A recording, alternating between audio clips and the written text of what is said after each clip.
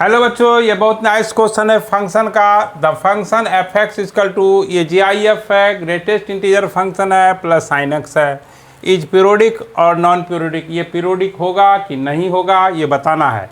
तो देखिए जी I F जो होता है आपका एक पीरियोडिक फंक्शन होता है जिसका पीरियड वन होता है, but it has no fundamental period कहा जाता है, लेकिन इसका पीरियड क्या हो गया, वन हो गया।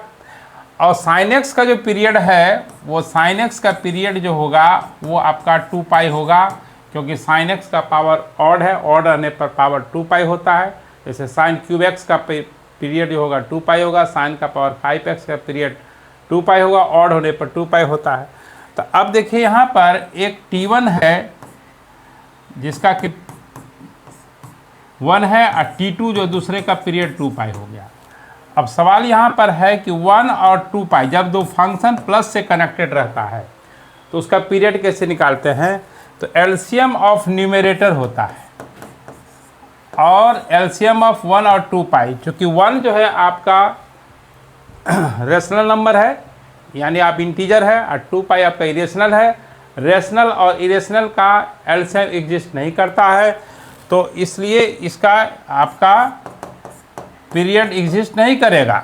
एचसीएफ हो जाएगा, डिनोमिनेटर में 1 1 है, तो इसमें क्या होगा, नॉन पीरियोडिक होगा, नॉन पीरियोडिक फंक्शन होगा, है ना।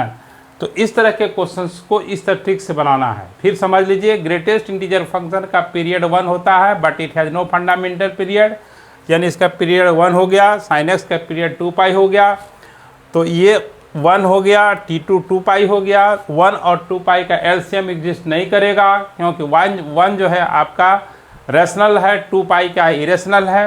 रेशनल और इरेशनल का पीरियड एग्जिस्ट नहीं करता है, इसलिए इसका पीरियड नहीं होगा। एग्जिस्ट करता तब पीरियड होता है। तो इस तरह के क्वेश्चंस उलझाने वाला रहता है, ठीक है। ओके।